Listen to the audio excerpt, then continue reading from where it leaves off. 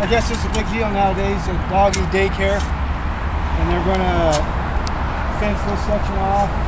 They're actually going to have like 3 different cages. I'm not exactly sure what they're going to do. I know they're going to have dogs out here. And they're going to have dogs inside the rock climbing areas. 181 feet.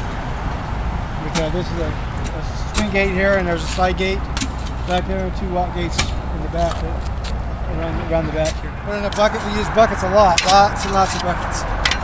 What do you use buckets for? Everything. We put dirt in them. You can put fittings in them. We put water in it when we mix the cement. We use a lot of buckets. This one here has a rock in it, so we couldn't drill it all the way anyway. Yeah, well, I'm the owner, but I usually do a lot of the physical labor. I guess it's just because I've been doing it for so long. It's really what makes me feel better at the end of the day. I